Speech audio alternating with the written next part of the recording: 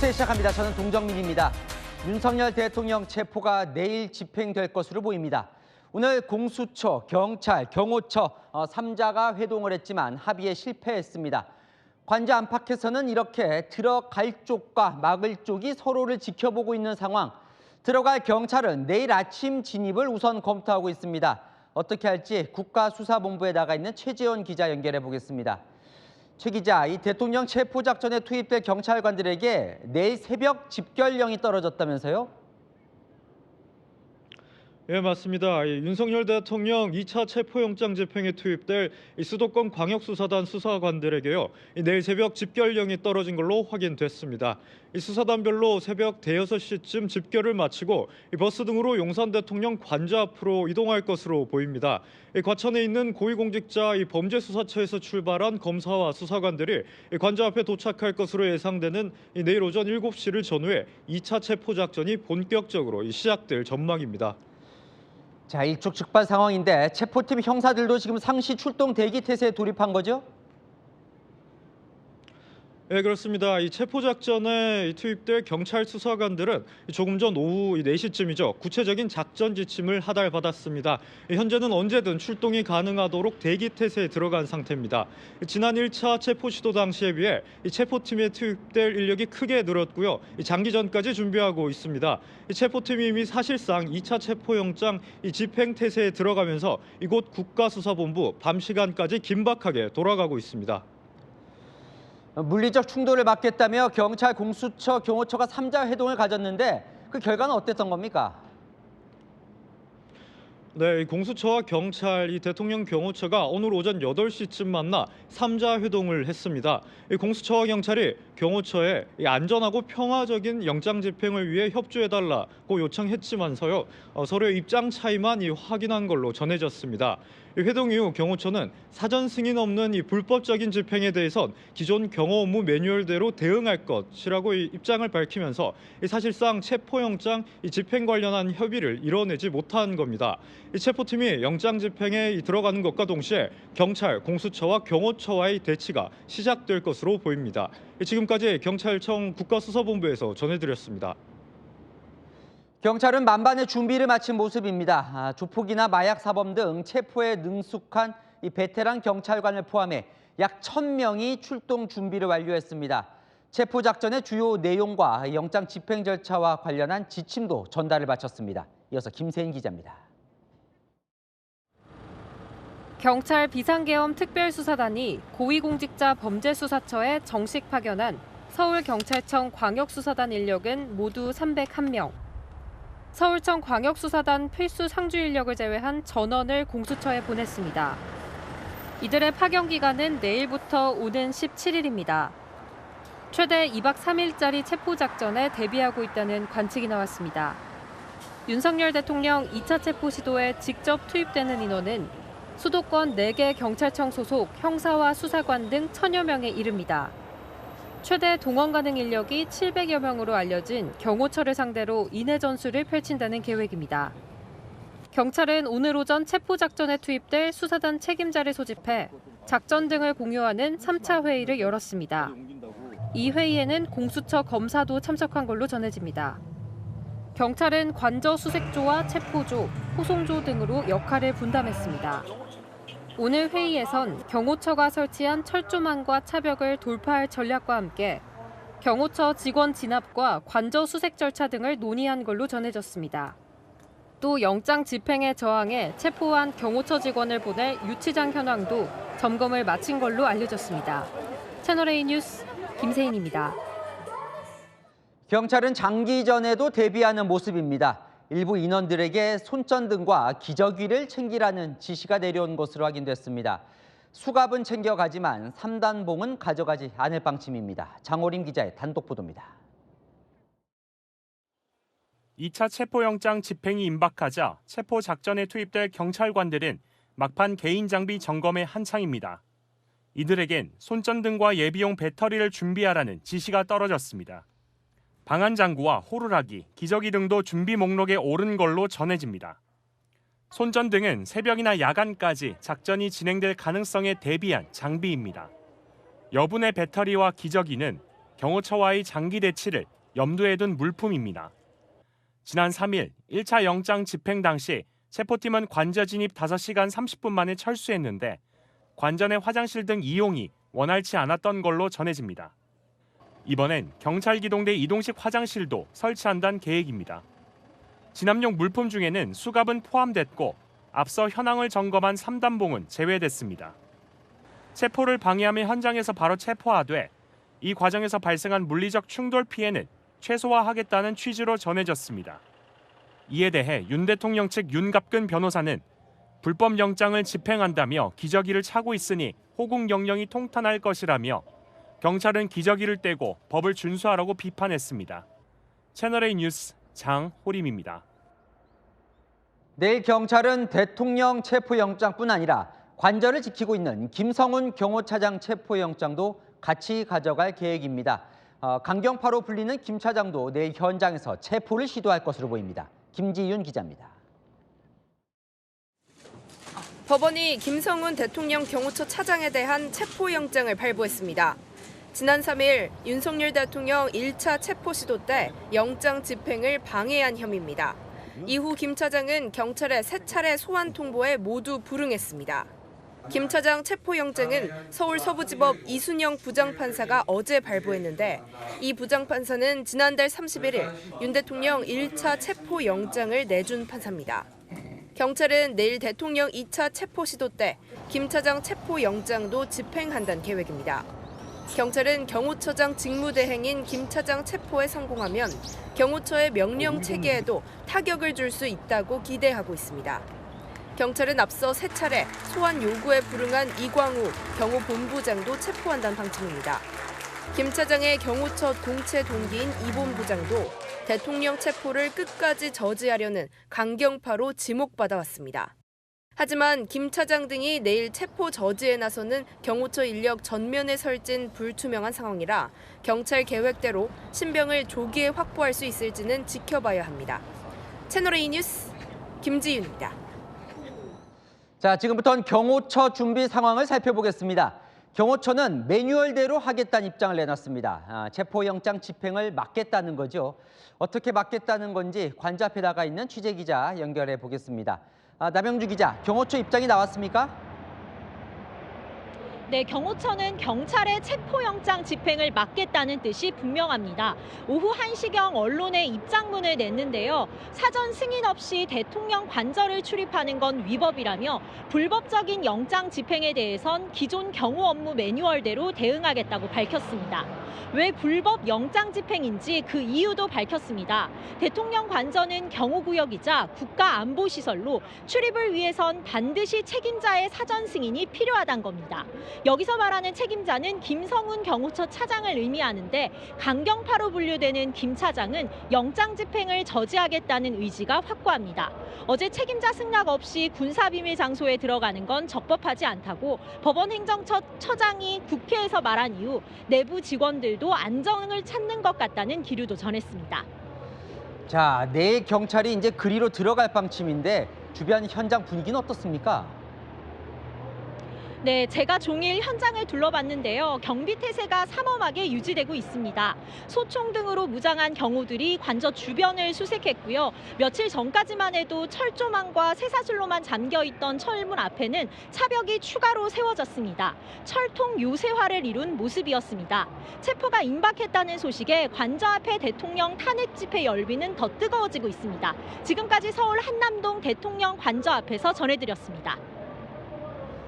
윤 대통령이 닷새 만에 관저 앞에서 또 카메라에 찍혔습니다. 영장 집행을 앞둔 상황에서 의도된 메시지를 보낸 거란 분석이 나옵니다. 백승현 기자입니다. 한남동 대통령 관저 안, 우거진 나무 사이로 두 남성이 보입니다. 남색 패딩 점퍼에 장갑을 끼고 운동화 차림으로 일행과 함께 걸어가는 윤석열 대통령입니다.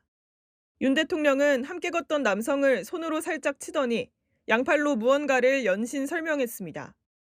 어제 윤 대통령이 대통령실 관계자로 추정되는 인물과 산책하는 모습이 카메라에 포착됐습니다. 관저에 칩거 중인 윤 대통령 모습이 언론에 공개된 건 닷새 만입니다. 앞서 윤 대통령은 지난 8일에도 관저 인근 삼거리를 오가는 장면이 찍혔습니다. 당시 여권에선 민주당이 제기해오던 도피설 논란을 불식시키기 위한 의도적 노출일 수 있다는 해석이 나왔었는데 이번에 찍힌 것 또한 정치적 메시지가 담겨있다는 시각이 적지 않습니다. 공수처와 지금 경찰이 이제 합수부를 꾸려서 거기 이제 진입을 하려고 하고 있는데요. 거기에 대한 일종의 경고성이 아닌가 생각합니다. 정치권 일각에선 윤 대통령이 영장 집행을 앞두고 건재함을 과시하는 동시에 경호처 직원들에게 나를 지켜야 한다는 메시지를 준 것이란 분석도 나옵니다. 반면 한 국민의힘 중진 의원은 단순히 바람 쐴 겸 나왔을 것이라면서 일일이 의미를 부여할 필요가 없다고 했습니다. 채널A 뉴스 백승현입니다. 이렇게 체포영장 집행이 임박한 상황, 대통령은 지금 어떤 생각일까요?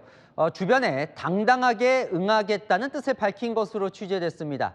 끌려나가더라도 공수처의 불법 집행에 협조할 수는 없다. 체포돼도 묵비권을 행사할 방침입니다. 홍지은 기자의 단독 보도입니다. 윤석열 대통령이 최근 주변에 공수처 수사에 대한 생각을 밝힌 것으로 파악됐습니다. 적법한 수사라면 뭐든지 당당하게 응하고 처리하겠다는 취지로 말한 것으로 전해집니다. 체포 과정에서 끌려 나오는 한이 있어도 공수처의 불법 수사에는 절대 응하지 않겠다는 뜻이라는 게 친윤계의 설명입니다. 공수처와 경찰의 체포 시도에 경호처가 중과부적으로 힘에 붙여서 못 막더라도 먼저 항복하진 않겠다는 취지로 해석됩니다. 체포영장 집행과 관련한 생각도 밝힌 것으로 취재됐습니다. 정당한 수사 권한을 가진 기관이 정당한 절차에 따라 정당한 영장 청구를 하면 그걸 어떻게 거부하겠냐는 취지였습니다. 검찰로 사건을 넘겨 기소를 하든 서울중앙지법에 사전 구속영장을 치든 일단 수사 권한이 없는 공수처는 수사에서 손 떼라는 게 윤 대통령의 생각입니다. 체포를 피하는 게 아니라 공수처라서 안 된다는 취지입니다. 무효인 체포영장에 기해서 진행되는 수사에는 응할 수 없다. 체포가 되더라도 공수처 조사에는 대통령이 진술 거부권을 행사할 가능성이 높다는 게 대통령 측의 설명입니다. 대통령하고 변호인단은 공수처에 가더라도 묵비권 아마 행사하실 겁니다. 그러면은 수사 자체가 제대로 될 수 없어요. 대통령 측은 적법한 절차라면 정치적, 법적으로 책임진다는 생각은 확고하다고 재차 강조했습니다. 채널A 뉴스 홍재인입니다. 내일 새벽 대통령 체포 시도 가능성이 커지자 여당 의원 단톡방에도 내일 새벽 5시 관저 앞으로 가자는 글이 올라왔습니다. 경찰이 체포를 막는 여당 의원을 현행범으로 체포한다고 했죠. 저희가 취재를 해보니 체포할 테면 해봐라. 몸으로 막겠다는 분위기도 감지됩니다. 손인혜 기자의 단독 보도입니다. 지난 6일 새벽 용산 대통령 관저 앞에 모인 국민의힘 의원들 모습입니다.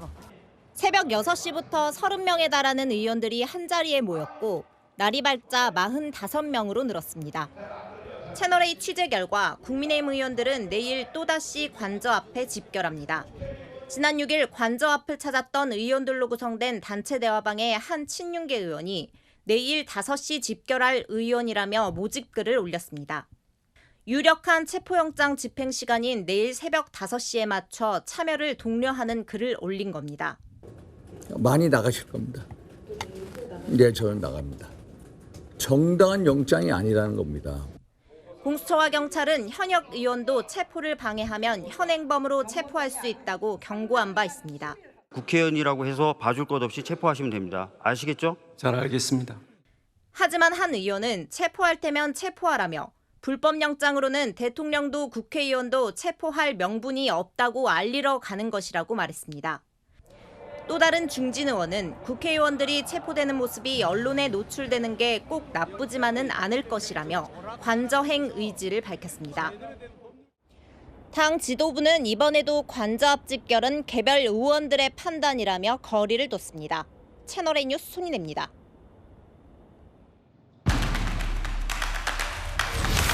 아는 기자 사회부 강보인 기자 나와 있습니다. 잘 상상이 안 갑니다. 현직 대통령의 체포라는 게 내일 대통령 체포 절차는 어떻게 되는 거예요?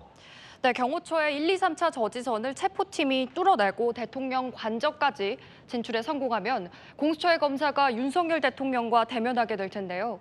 일단 법원이 발부한 체포영장을 제시하고 영장 사본을 건넬 겁니다. 윤 대통령의 신병 확보 절차에 들어가는 건데요. 결국 경찰이 경호처의 체포팀 저지 시도를 무력화하고 공수처 검사와 수사관을 대통령 관저까지 진입시킬 수 있느냐가 관건입니다. 관저에 진입을 했어요. 그런데 대통령이 체포영장 집행에 불응하면 물리력 행사도 가능한 겁니까? 네, 현직 대통령인 만큼 곧바로 완력으로 제압할 가능성은 낮고요. 만약 윤 대통령이 불법적인 체포영장이라는 이유로 체포에 응하지 않으면 공수처 검사가 윤 대통령을 상대로 영장 집행에 응하라고 1차적으로는 구두 설득에 나설 것 같습니다. 그런데 거듭된 설득에도 대통령이 응하지 않는 경우 공수처 수사관들이 부득이하게 윤 대통령의 팔짱을 끼고 호송 차량으로 이동시키는 상황이 벌어질 수 있습니다. 윤 대통령 변호인이 공수처 검사와 집행 절차를 협의하겠다고 나선다면 이게 변수가 될 수 있습니다. 혹시 대통령 체포에 수갑이라든지 이런 장비가 쓰일 수도 있을까요? 네, 원칙적으로는요. 특정 조건이 갖춰져야 수갑을 쓸 수 있게 한 규정이 있습니다. 공수처 지침을 보면요. 체포영장 집행 시 도주, 자해, 폭행, 난동 방지를 위해 상당한 이유가 있을 때 사용할 수 있다고 하고 있는데요. 하지만 필요한 최소한의 범위에서 사용할 수 있다는 조건이 달려 있습니다. 최근 공수처장은 대통령에 대한 예의를 지키겠다고 언급한 적도 있는데요. 윤 대통령을 상대로 수갑을 채우거나 포승줄을 채울 가능성은 매우 낮아 보입니다. 자, 이럴 땐 전직 대통령 관례를 한번 찾아보면 좋을 것 같은데 어땠습니까? 네, 과거 수사를 받았던 전직 대통령들이요. 노태우, 노무현, 이명박, 박근혜 전 대통령들은 검찰에 출석하거나 조사에 응했는데요. 전두환 전 대통령은 소환 조사에 불응하다 구속영장까지 발부됐고 고향인 함천에서 검찰 수사관들이 팔짱을 낀 채 검찰로 호송을 하기도 했습니다. 하지만 모두 수사 당시 전직 대통령 신분이었고 현직 대통령 체포 시도는 이번이 처음인 만큼 공수처도 체포와 호송 절차를 두고 과거 여러 사례를 검토한 걸로 전해집니다. 자, 이 체포되는 모습이 언론사 카메라 등에 이렇게 포착이 될 가능성도 있습니까? 공수처가 대통령에 대한 예의를 말한 만큼 체포된 모습을 노출시키는 건 최대한 자제할 전망입니다. 관저 건물 바로 앞에서 윤 대통령을 호송차에 태울 가능성도 나옵니다. 관저 방향을 찍는 언론사 카메라 각도를 보면 3차 저지선 근처까지는 보이지만 관저 부근은 잘 보이지 않습니다. 또 체포 시도 과정이 생중계되는 만큼 윤석열 대통령 측의 호송차 동선 등도 실시간으로 노출될 수 있는데요. 호송차 탑승 위치부터 호송 과정에 경호처 직원이 동행할지 등도 현재로선 모두 미정이고요. 윤 대통령을 호송차에 태워 과천 공수처로 향하게 되면 경찰이 신속한 호송을 위한 교통신호 조정이나 호송차 주변 경호를 맡을 가능성이 있습니다. 네, 잘 들었습니다. 아는 기자 강보인 기자였습니다. 대통령에 대한 체포 시도가 임박하자 여권은 종일 긴박하게 움직였습니다. 정진석 대통령 비서실장이 새벽 대국민 호소문을 올렸고 여당 투톱은 불구속 수사와 체포 보류를 요청했습니다. 이세진 기자입니다. 정진석 대통령 비서실장이 대국민 호소문을 올린 시각은 오늘 새벽 6시. 대통령의 방어권을 보장해달라고 호소했습니다. 정 실장은 직무가 정지됐다 해도 여전히 국가원수인 대통령을 마치 남미의 마약 갱단 다루듯 몰아붙이고 있다고 했습니다. 이재명 대표를 겨냥한 듯 야당의 유력 정치인은 재판을 한없이 지연시키는데 왜 윤 대통령만 사법체계 밖으로 추방돼야 하냐며 무죄 추정, 불구속 수사 원칙을 지켜달라고 요구했습니다. 제3의 장소에서 조사받을 수 있다는 뜻도 밝혔는데 대통령 측 변호인단은 상의된 적 없는 내용이라며 부인했습니다. 물리적 충돌 위기가 고조되자 스스로 대안을 제시한 것으로 보입니다. 국민의힘 투톱인 권영세 비대위원장과 권성동 원내대표도 오전과 오후 연이어 대통령 체포 시도에 제동을 걸었습니다. 불구속으로 임의 수사를 하는 게 가장 옳다고 생각을 하고 유혈 사태는 절대로 없어야 된다고 생각을 합니다. 여야가 협의를 해서 이 법안의 선사 여부가 결정될 때까지는 공수처는 체포영장 집행을 중단해야 된다. 국민의힘은 자체적으로 계엄특검법을 발의하겠다며 공수처에 그때까지 체포영장 집행 중단을 촉구했습니다. 민주당은 여당이 발의할 경우 내일부터 논의하겠다면서도 체포 집행과는 별개라는 입장입니다. 채널A 뉴스 이세진입니다. 윤석열 대통령 탄핵 심판은 오늘부터 본격 시작됐습니다. 당사자인 윤 대통령이 출석하지 않으면서 4분 만에 끝났습니다. 민주당이 임명한 헌법재판관을 탄핵 심판에서 빼달라는 윤 대통령 측의 요구는 헌법재판소에서 만장일치로 기각됐는데요. 윤 대통령 측은 양식 있는 재판관이라면 스스로 회피할 거라고 맞섰습니다. 김정근 기자입니다. 헌법재판소 대심 판정에 재판관 8명이 입장합니다. 윤석열 대통령 탄핵 심판이 준비 절차를 마치고 정식 변론에 들어간 겁니다. 헌재는 윤 대통령 측이 정계선 헌법재판관을 탄핵 심판에서 제외해달라고 한 기피 신청을 기각했습니다. 7분의 일치된 의견으로 기피 신청을 기각했으며 그 결정문을 오전 중에 송달했습니다. 앞서 윤 대통령 측은 정 재판관 남편이 국회 측 대리인인 김희수 변호사와 같은 재단에서 일한다는 걸 기피 사유로 들었습니다.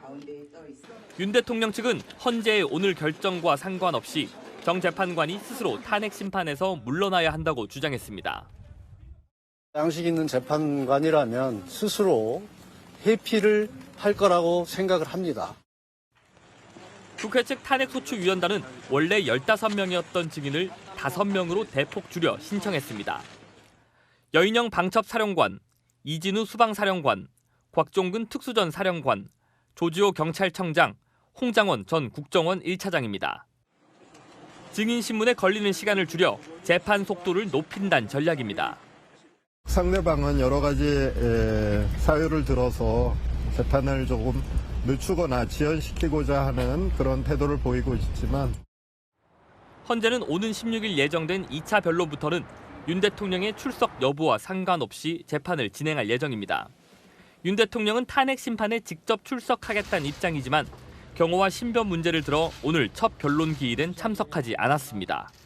채널A 뉴스 김정근입니다. 국회에선 헌정사상 처음으로 대통령이 국정조사 증인으로 채택됐습니다. 내란 진상규명 국조특위에서 야당이 단독으로 통과시켰는데 여야는 고성을 주고받으며 충돌했습니다. 구자준 기자입니다. 야당이 윤석열 대통령을 국정조사 증인으로 채택하려 하면서 충돌이 시작됐습니다. 국격이나 국익을 고려해서도 결코 바람직하지 않습니다. 국격에 떨어뜨린 사람의 주범이 누굽니까? 내란 수괴입니다. 내란 수괴가 여기 안 나타나서 한다면은 이것이 무슨 국정조사입니까? 여당이 이재명 대표 증인 채택으로 맞불을 놓자 야당이 반발합니다. 어떻게 비상계엄의 피해자 당사자를 내란 혐의 증인으로 부를 수 있습니까? 결국 야당은 표결을 통해 헌정사상 처음으로 현직 대통령을 국회 증인으로 채택했습니다. 오늘 내란 진상규명 국정조사에는 80여 명의 군 관련 증인들도 출석했습니다. 비상계엄으로 수사선상에 오른 인물이 다수였습니다. 어떤 형태로든 수사나 조사를 받았던 분 한번 손 한번 들어보시죠. 군 수뇌부는 계엄을 위해 북한의 공격을 유도했다는 야당의 이른바 외환죄 추궁에 반발했습니다. 제 직을 걸고 말씀드립니다. 외환이라는 용어를 쓴다는 것은 근본적으로 군을 저는 무시한다고 생각합니다. 김주근이가 돈을 가지고 확인해야 될 것을 스스로 제가 왜 확인을 해주냐 이겁니다. 반면 대통령 체포영장 집행에 대응하는 군부대 투입을 두고는 여당 의원과 국방부 차관이 설전을 벌였습니다. 경호처는 분명히 부여된 임무인 관저의 외곽 경계 임무로 파견된 부대에 대해서 저희한테 어떤 협조도 없이 국조특위는 내일 대통령실 등을 상대로 한 2차 기관 보고를 이어갑니다. 채널A 뉴스 구자준입니다. 더불어민주당이 가짜뉴스 근절에 총력을 펼치며 고발 대응에 나섰죠. 민주당은 허위 사실을 유포했다며 일반 블로그와 SNS 댓글을 대규모 고발한다는 방침입니다. 국민의힘은 나를 고발하라며 셀프 고발 릴레이를 시작했습니다. 이상원 기자의 단독 보도입니다. 더불어민주당이 고발을 검토하고 있는 메시지 내용입니다. 이재명 대표가 중학교 시절 소년원에 복역했다는 내용이 담겼습니다. 민주당은 허위 사실을 유포한 SNS 글을 고발하기로 했습니다. 당 허위 조작 감시단 관계자는 블로그, 카페, 유튜브, 페이스북, X 댓글까지 약 230건의 허위 사실을 추렸다고 말했습니다. 블로거와 유튜버가 대거 포함됐습니다. 가짜 뉴스에 기대서 이 나라 질서를 어지럽히는 행위에 대해서는 엄정하게 책임을 묻고 반드시 이 사회에서 퇴치하도록 하겠습니다. 고발 대상에는 민주당은 이재명은 살인자나 민주당 의원 48명이 부정선거로 당선됐다는 주장을 한 이들이 포함됐습니다. 민주당 관계자는 지난 대선 때 이 대표에 대한 허위 사실로 유포자들이 실형까지 받았는데 계엄 이후 또 유포되고 있다고 고발 배경을 밝혔습니다.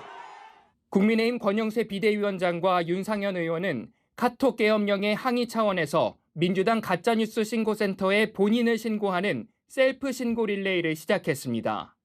가짜뉴스를 퍼뜨린 일반인을 고발하겠다고 한 전용기 민주당 의원에 대한 제명 촉구 결의안도 제출했습니다.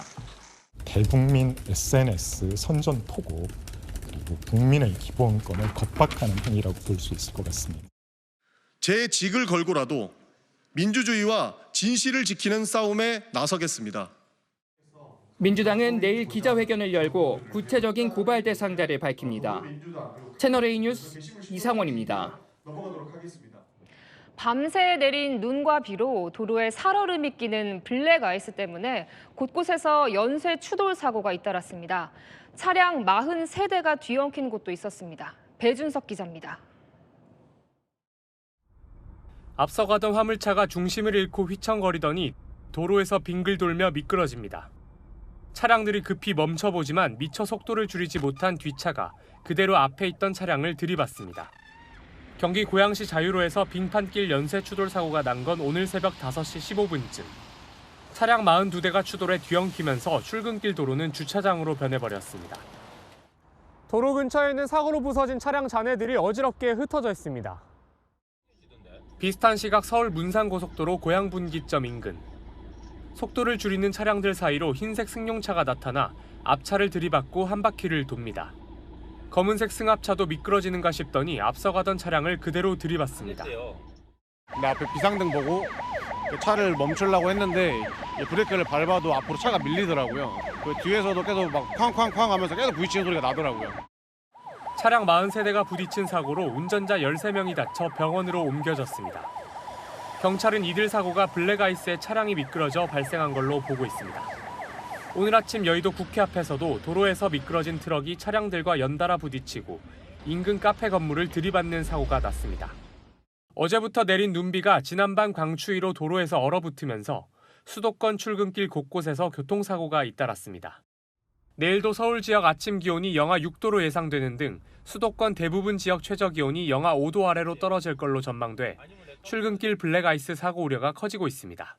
채널A 뉴스 배준석입니다. 저수지 빙판 위에서 놀던 중학생들이 물에 빠지는 사고가 났습니다. 친구들을 구하려던 한 명은 물에서 끝내 나오지 못하고 숨졌습니다. 허준원 기자입니다. 경광등을 켠 119 구급차 여러 대가 속속 도착합니다. 차에서 내린 구급대원들이 급하게 뛰어갑니다.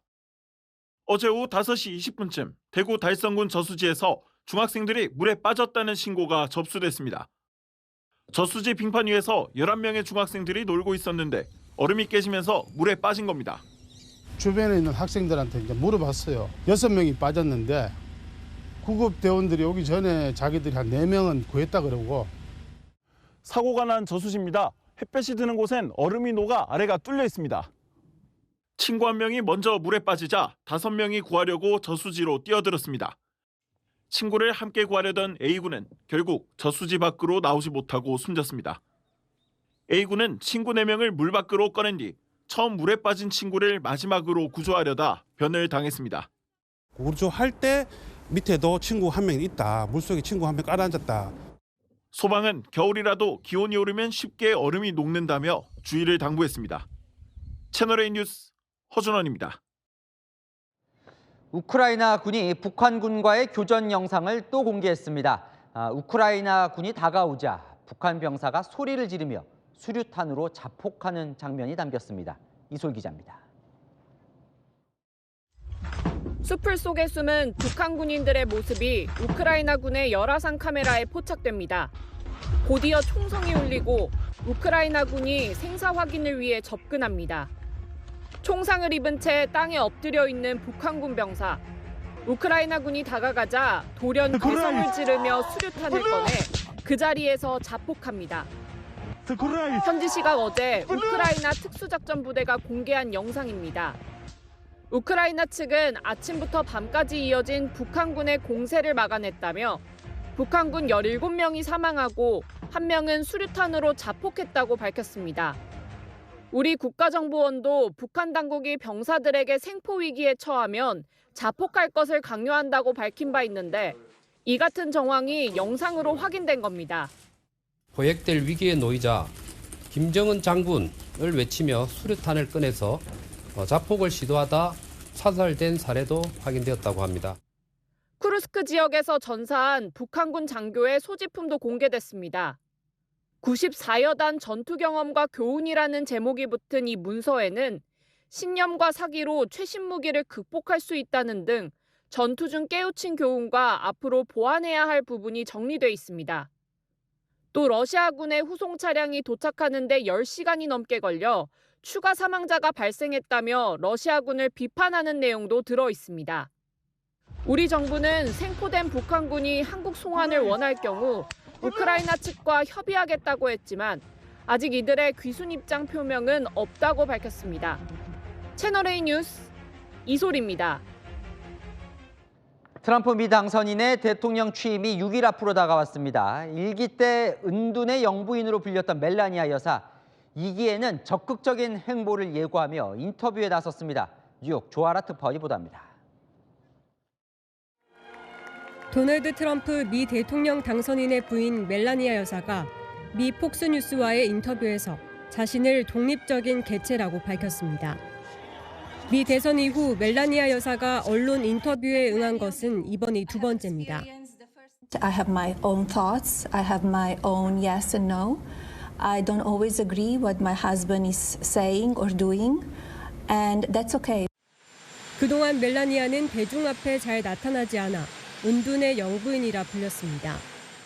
스스로도 사람들이 자신을 몰라 지지를 받지 못했고 그저 대통령의 부인이라고 생각했다며 이번엔 자신을 드러내겠다는 의지를 밝힌 겁니다. 실제로 미 대선을 앞둔 지난해 10월 첫 회고록에서 낙태권을 주장한다며 트럼프와 다른 입장을 내놓기도 했습니다. Writing this memoir has been a deeply personal and reflective journey. I believe it is important to share my perspective, the truth. 트럼프 일기 출범 당시 아들 베런의 교육을 이유로 백악관에 들어가지 않고 뉴욕에 머물렀는데 이번엔 백악관에 들어가겠다고 밝혔습니다. 또 엄마와 영부인, 아내 등 모든 역할을 다 해내겠다는 입장도 밝혔습니다. I already packed. I already selected the furniture. My first priority is, to be a mom, to be a first lady, to be a wife. 멜라니아 여사가 아들 베런 트럼프와 살고 있는 이곳 트럼프 타워에서 백악관으로 이사하는 모습 등 멜라니아 여사의 일상이 담긴 다큐멘터리도 올해 공개될 예정입니다. 뉴욕에서 채널A 뉴스 조아라입니다. 최악의 산불이 난 미국 캘리포니아가 분홍빛으로 물들었습니다. 공중에서 산불 지연제를 뿌린 탓입니다. 오죽 급하면 하루 근무하면 복역 일수를 이틀 깎아주겠다. 죄수까지 진화 작업에 투입했습니다. 문예빈 기자입니다. 붉은 불기둥이 소용돌이치며 주변 잔해를 집어 삼키더니 순식간에 몸집을 부풀려 토네이도처럼 솟구쳐 오릅니다. 곧바로 산등성이 전체가 거대한 화염에 휩싸입니다. 거센 강풍을 타고 주택가까지 불이 번지자 집주인은 울면서 도망칩니다.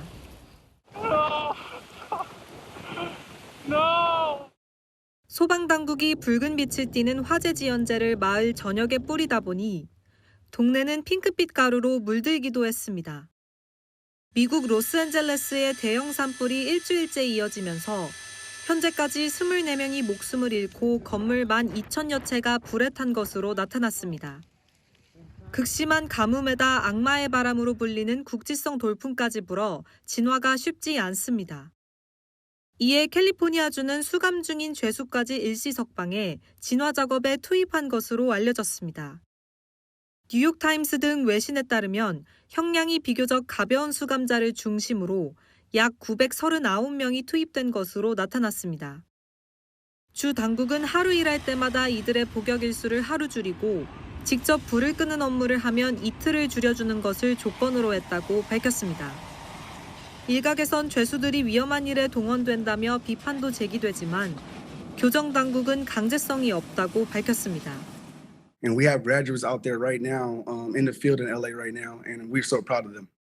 한편 현지 시각 오늘부터 시속 100km 내외의 강풍이 예고돼 화재 진화 작업이 또다시 고비를 맞을 것으로 보입니다. 채널A 뉴스 문예빈입니다. 일본은 지진 공포에 시달리고 있습니다. 남부 미야자키현에서 5개월 만에 규모 6.9 강진이 발생했습니다. 100년 주기에 대지진이 오는 것 아니냐, 일본 전역이 불안해하고 있습니다. 도쿄 송찬욱 특파원이 보도합니다. 시내를 비추는 페소에로 TV가 심하게 흔들립니다. 지역 방송사 사무실 천장에 걸린 간판과 조명도 좌우로 크게 흔들립니다. スマートフォンの明かりであったり懐中電灯を使ったりして足元を照らしながら落ち着いて避難をされるようにしてください. 가정집에선 목욕탕물이 크게 출렁이고 수도관이 터지는 사고가 발생하기도 했습니다. 어제 저녁 9시 19분쯤 일본 규슈 미야자키현 앞 해역인 휴가나다에서 규모 6.9의 지진이 발생했습니다. 지진 발생지로부터 직선 거리로 400에서 500km 떨어진 부산 경남 지역에서도 흔들림이 감지됐다는 신고가 26건 접수됐습니다. 지진 발생 후 미야자키현과 근처 고치현에선 한때 쓰나미주의보가 발령됐습니다. 지진의 여파로 도로 곳곳이 끊기고 산사태가 발생하기도 했습니다. 지난해 8월 같은 미야자키현에서 규모 7.1 지진이 있었는데 5달 만에 비슷한 곳에서 강진이 발생한 겁니다. 일본 기상청은 100년에 한 번 발생하는 규모 8 이상의 난카이 대지진과 연관성을 검토하기도 했습니다. 전문가들은 일단 이번 지진으로 기존보다 난카이 대지진 발생 가능성이 커졌다고 보기 어렵다고 했지만 불안감은 여전한 상태입니다.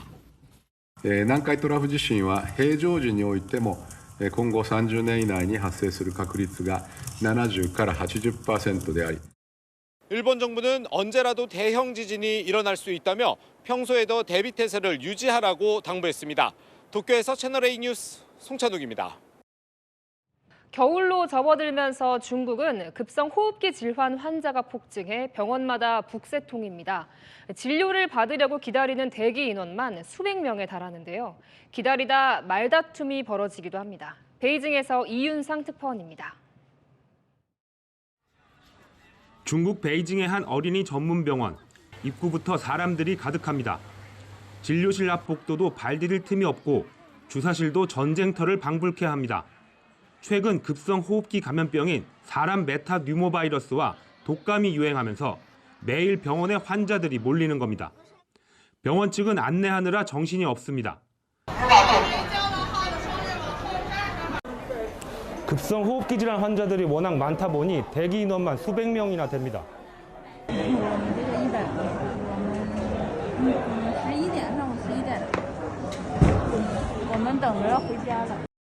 기다리다 지친 사람들끼리 곳곳에서 목청을 높이며 다투기도 합니다.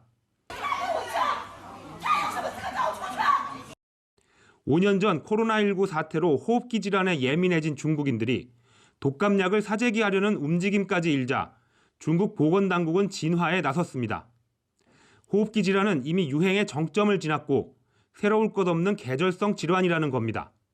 都是由已知病原所引起，那么没有出现这个新发的传染病。 하지만 불안감은 사그라들지 않고 있습니다. 일각에서는 누적 인원 약 90억 명이 이동할 걸로 예상되는 춘절 기간 동안 바이러스가 더 퍼져 환자가 급증할 것이라는 우려도 나옵니다. 베이징에서 채널A 뉴스 이윤상입니다. 북한 평양의 백화점 내부 모습이 중국 SNS에 올라왔습니다. 유명 스웨덴 가구 브랜드며 해외 명품 화장품까지 버젓이 팔리고 있었는데요. 모두 대북 제재 위반인데 어떻게 된 일일까요? 장하얀 기자입니다. 세련되고 깔끔한 느낌의 대형 쇼핑몰. 한국에서도 유명한 독일 유명 스포츠 브랜드의 로고가 선명하게 보입니다. 프랑스 명품 브랜드 화장품과 일본을 대표하는 뷰티 브랜드의 제품도 전시돼 있습니다. 안에는 스웨덴 글로벌 가구 브랜드의 선반이나 의자도 진열돼 있습니다. 우리나라에서도 흔히 볼 수 있는 쇼핑몰처럼 보이지만 이곳은 북한 평양입니다. 북한에서 유학 중인 한 중국인이 이달 5일 공개한 영상으로 북한 최대 쇼핑몰로 알려진 평양의 유경 금빛 상업중심을 소개하고 있습니다. 영상 속 물건은 대부분 수입 사치품으로 유엔 안전보장이사회가 정한 대북 제재 위반 품목들입니다. 전문가들은 러시아나 중국을 통해 우회 유입된 것으로 보인다며 대북 제재 위반의 틈새가 벌어지고 있다고 우려했습니다. 해외 관광객 유치하려면은 적어도 그러한 상품이 있어야만이 외화도 획득할 수 있다. 러시아 같은 이것을 통해 가지고 중고 상품으로 위장해 가지고 들어올 가능성을 배제할 수 없다. 일각에서는 홍보를 위해 북한이 의도적으로 영상을 만들었을 가능성도 제기되고 있습니다. 채널A 뉴스 장하얀입니다. 화장한 유골을 산이나 바다에 뿌리는 산분장. 지금까진 불법인지 합법인지 명확한 법 규정이 없었는데요. 정부는 납골당 같은 봉안시설이 포화 상태에 이르자 산분장을 합법화했습니다. 어떤 방식으로 할 수 있는지 홍란 기자가 취재했습니다. 강이나 바다, 산 등의 유골가루를 뿌리는 산분장. 영화나 드라마에 자주 등장하지만 정확한 규정은 없었습니다. 정부가 산분장 규정을 만들어 오는 24일부터 시행합니다. 유골 가루를 뿌릴 수 있는 곳은 관련 장소가 마련된 장사시설이나 바다입니다. 바다의 경우 해안선에서 5km 이상 떨어진 곳에서 뿌려야 하고 환경관리해역이나 해양보호구역에서는 뿌릴 수 없습니다. 장사시설에서는 가루가 흩날리지 않도록 해야 합니다. 유골 가루를 뿌린 후 잔디를 덮거나 흙과 섞어 뿌린 뒤 물을 충분히 뿌려줘야 합니다. 암암리에 관행적으로 해오던 산분장을 양지로 끌어올려 장기적으로 봉안시설 포화에 대비하겠다는 겁니다.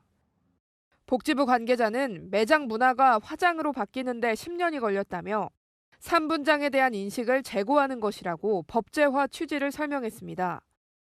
2023년 기준 봉안당에 안치된 유골은 총 248만여 구, 약 4년 만에 84만 구의 유골이 추가 안치됐습니다. 시설을 더 짓지 않는다면 20년 뒤쯤에는 포화 상태가 될 전망입니다. 정부는 산분장을 새로운 장례 문화로 인식시키는 차원이라 처벌은 시기상조라고 보고 처벌 조항은 만들지 않았습니다. 채널A 뉴스 홍란입니다. 거리에 방치된 전동 킥보드 많이 보이죠? 이걸 해결하려고 지정 주차 구역을 만들었는데 주차하면 즉시 견인해야 하는 어린이 보호구역에 설치돼 있었습니다. 김민환 기자가 단독 취재했습니다. 서울 신방화역 앞 전동 킥보드 전용 주차 구역이 마련돼 있습니다. 킥보드가 거리에 마구잡이로 방치되자 2022년부터 조성한 겁니다. 문제는 이곳이 어린이 보호구역이라는 겁니다. 보시는 것처럼 이곳은 어린이 보호구역인데요. 표지판까지 있지만 전동 킥보드 전용 주차 공간이 설치돼 있습니다. 학교 코앞에서 킥보드 통행을 장려하는 셈입니다. 주차할 때도 세게 달려오거든요. 근데 아이들은 그런 것까지 인식하지 못하고 다니기 때문에 늘 이렇게 부딪힐 위험이. 또 다른 쪽으로 옮겨주면 또 학생들이 왔다 갔다 할 때 편하게 안전하게 다닐 수 있을 것 같아요. 이렇게 어린이 보호구역에 설치된 주차 구역은 서울 시내 총 8곳입니다. 지난해부터 어린이 보호구역에 전동 킥보드를 세워두면 즉시 견인하도록 방침도 바뀌어 킥보드 견인 지역에 주차장을 만든 셈이 됐습니다. 서울시 관계자는 올바르지 않다고 판단해 장소 변경을 요청했다고 설명했습니다.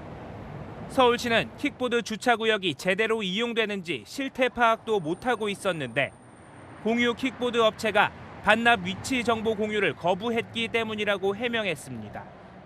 채널A 뉴스 김민환입니다. 제주항공 여객기 참사의 원인으로 지목된 조류 충돌 위험 때문에 공항 3km 내에는 새들을 유인할 수 있는 시설을 설치해선 안 됩니다.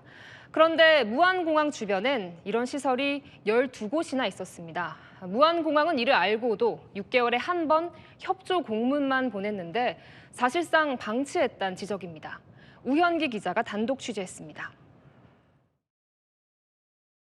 2024년 무안공항 조류 유인 시설 현황 문건입니다.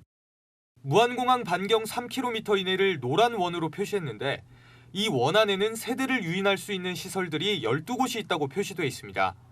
대부분 과수원과 양돈장, 음식 가공 공장 등입니다. 이런 유인 시설은 비행기의 조류 충돌을 막기 위해 공항에서 3km 이내엔 설치할 수 없도록 규정돼 있습니다. 하지만 무안공항은 이들 시설들을 옮기는 방안을 적극 추진하긴커녕 6개월마다 지자체에 관리 협조 공문만 보낸 것으로 드러났습니다. 사실상 위험한 조류 유인 시설을 공항 주변에 방치하고 있었다는 지적이 나옵니다. 이런 시설들을 없애야 근원적인 대책이 되는 거 아니에요? 협조 공문 보낸다고 옮겨지는 게 아니지 않습니까, 이게? 자체적으로 노력하는 게 있습니까? 법적 강제 조항이 없어가지고 지자체에서도 별도로. 무안공항을 관리하는 공항공사는 관련 법이 만들어지기 전에 시설물이 이미 설치돼 2년 주기로 전수조사해 일반 또는 특별 관리하고 있다고 해명했습니다. 이에 국토부는 중대한 위치에 위험한 시설이 있다면 옮길 수 있는 방안을 강구하겠다고 밝혔습니다. 채널A 뉴스 우현기입니다. e스포츠 시장이 커지면서 게임의 위상도 달라졌습니다. 게임하지 말고 공부해라도 옛말입니다. 다시 간다 서창우 기자가 취재했습니다. 제가 있는 이곳은 e스포츠 경기장입니다. 일반인들에겐 조금 생소하지만 프로게이머가 되고 싶은 학생들에겐 꿈의 무대죠. 이 무대에 오르기 위해 고군분투하는 현장으로 가보겠습니다. 아이들이 게임에 한창입니다. 프로게이머 육성학원에서 배운 전략을 연습하는 겁니다. 뭐 총이 불리해? 스킬이 불리해? 그냥 인원수가 불리하니까 최대한 밀집된 영역에서 싸우고 싶은 거야. 이렇게 있다가 마우스 쥐는 방법부터 의자에 앉는 자세까지 교육받습니다. 이렇게 미는 게 아니라 이렇게 조금 들어. 들고 여기 이렇게 당기는 거야. 그럼 몸이 조금 더 뒤로 가야 되거든. 좀 힘들지. 네. 그리고 요런 자세가 나와줘야 돼. 연습 시간이 길게는 10시간 넘기 때문에 혹시 모를 부상을 방지하기 위해서입니다. 머리를 안 쓰고 좀 무식하게 총만 쏴러 다니는 그런 로봇 같은 그거였는데 확실히 이런 전문적인 학원에 와서 하는 게 훨씬 도움이 있는 것 같아요. 한 달 수강료가 수십만 원이지만 부모들도 지원을 아끼지 않습니다. 사회적 인식이 좀 많이 바뀌었잖아요. 성과를 못 이뤄도 해봤다는 거에 좀 의의를 두고 싶어요. 대학에는 관련 학과가 생겼고 입학생도 늘고 있습니다. 오산대의 올해 입시 경쟁률은 9.14대 1. 학과 개설 3년 만에 2배 이상 높아졌습니다. 아시안게임에서 금메달도 땄었고 그다음에 올해부터 올림픽에서 정식 종목으로 e스포츠가 채택이 돼서 이 사람들도 인식이 많이 좋아진 건 사실입니다. 학생들은 체력과 정신력을 기르는 수업도 받습니다. 인지하고 멈추고 대체하는 약간 그런 부정적인 생각을 바꾸는 기술이거든요. 그 방식이 굉장히 도움이 저는 많이 됐었거든요. 한국콘텐츠진흥원은 전 세계 e스포츠 시장이 2026년까지 3조 원 규모로 성장할 것으로 전망했습니다. 국내 최정상 프로게이머인 페이커의 연봉은 100억 원대로 추정되기도 합니다. 달라진 인식 속에 게이머 양성 방식도 변하고 있습니다. 다시 간다, 서창우입니다.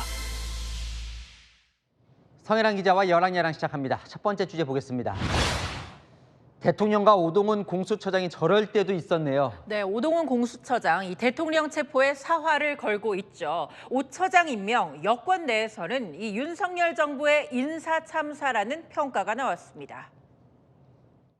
오동훈 공수처장의 이력을 보니까요. 민주당 쪽 의원한테 후원금을 내기도 했었고 인권법 연구회 출신이기도 하더라고요. 윤석열 대통령의 인사 참사죠. 야권과 아주 밀접한 소통을 하고 있고. 자, 그러고 보면 오 처장은 국민의힘이 추천한 인사인데요. 불과 8달 전 일이에요. 네, 인사청문회 때도 야당은 부적격, 여당은 오히려 적격이었습니다. 윤 대통령이 임명장을 줄 때까지도 분위기 좋았죠. 최상병 사건도 공수처 보고 맡으라고 했었고요. 빨리 공수처가 수사 결과를 내주는 것이 제일 빠른 길이다. 처장님, 수사기관에서 성과를 생각하시면 안 됩니다. 구속영장, 체포영장 집행한 것도 없습니다. 저는 더 이상 공수처를 존재할 이유가 없다. 여권에선 뒤통수 맞았다며 오 처장에 대한 성토가 빗발치는 모양새입니다. 네, 다음 주제 보겠습니다. 누굽니까? 표정은 심각한데 웃겨 죽어요? 네, 보이는 사람은 바로 인권위원과 인권위원장인데요. 이 야당 의원들이 어제 인권위를 항의 방문했습니다. 헌법재판소가 대통령의 방어권을 보장해야 한다는 안건 상정을 막으려고요. 그런데 위원장이 항의하러 가다가 한 인권위원의 강한 저지에 부딪혔습니다. 막는 거예요? 나는 느껴줘야 돼. 말도 안 되는 안건 올려서 그 막으러 왔어요. 나오세요. 느꼈어. 길 막지 마세요. 내 소관장이면 당신들의 정치선이 얼마나 해서. 비켜 길 막지 마. 반말 하지 마. 걸려가면서. 그래서 안건 올리는 거 못 막았습니까?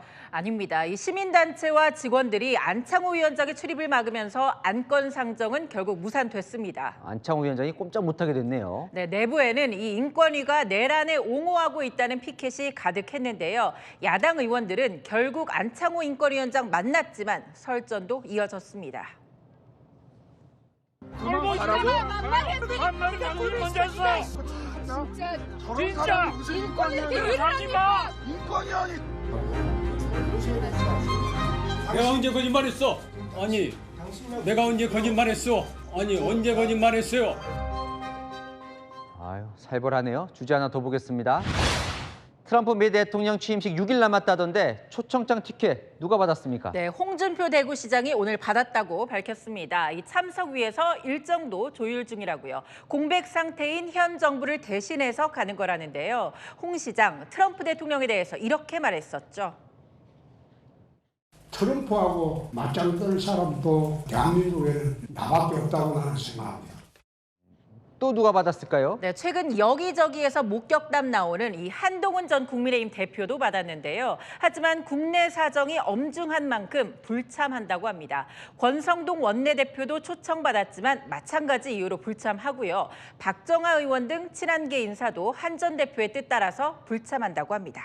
박형준 부산시장 검토도 눈에 띄네요. 근데 많이들 안 가네요. 초청장 꽤 많이 나왔는데. 네, 맞습니다. 이 국회 외통위 몫에 7명 외에도 별도로 초청받은 이 민주당 의원은 사실 없었습니다. 이 여권에만 트럼프 티켓이 쏠린 이유, 나경원 국민의힘 의원은 이렇게 분석을 하더라고요.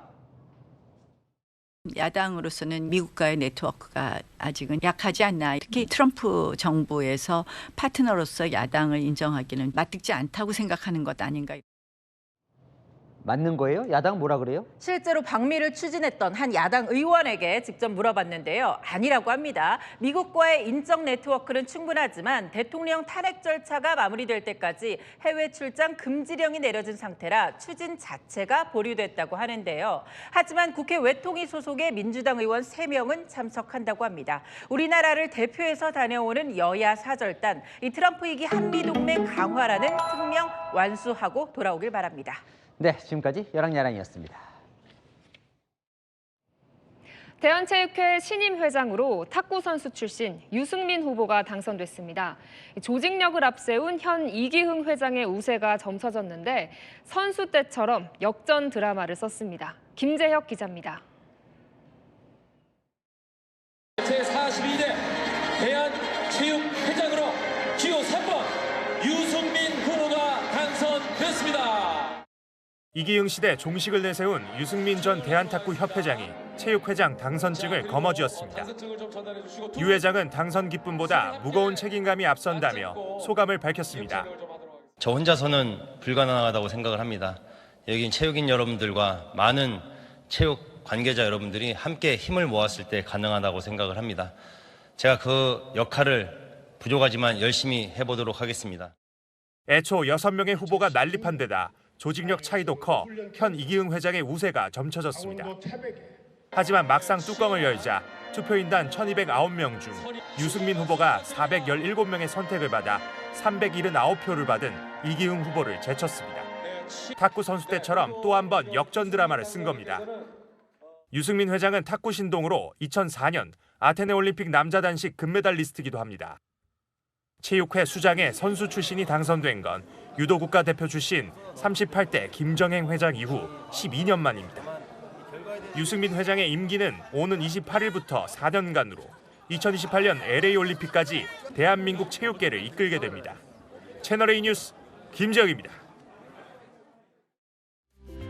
오늘은 추위 대신 미세먼지가 기승이었습니다. 먼지가 가득한 회색빛 하늘이었는데요. 찬바람이 불며 먼지는 씻겨갑니다. 다만 강한 추위가 예고돼 잠시 뒤 밤 9시를 기해 경기 북동부와 강원에 한파주의보가 발령되고요. 강원 영동 일부에는 더 심한 단계인 한파경보도 내려집니다. 오늘 아침 0.7도였던 서울은 내일 영하 6도까지 곤두박질하겠고 바람이 불어서 영하 11도의 추위가 느껴지겠습니다. 다른 지역도 기온이 크게 떨어집니다. 최저 기온이 춘천 영하 10도, 안동 영하 6도, 대전 영하 5도로 예상되고요. 남부지방도 영하 3도 안팎으로 춥겠습니다. 전국의 낮 기온도 대부분 영하에 그치겠습니다. 한편 하늘은 대체로 맑겠지만 내일부터 모레 강원과 서쪽 지역을 중심으로 눈 예보 있습니다. 1에서 5cm가 내리겠습니다. 올해는 영남을 제외한 전국에 눈비가 내리겠고요. 토요일까지는 아침에 영하의 추위가 이어지겠습니다. 날씨였습니다. 내일 아침 대통령 체포영장 집행이 유력합니다. 경찰은 수갑을 준비한 채 형사 1000여 명이 대기 중이고 경호처는 소총으로 무장한 채 경계를 서고 있습니다. 전 세계가 지켜볼 겁니다. 무력 충돌 같은 불상사는 절대 없어야겠습니다. 마침표 찍겠습니다. 불행한 역사로 남지 않길. 뉴스에 마칩니다. 감사합니다.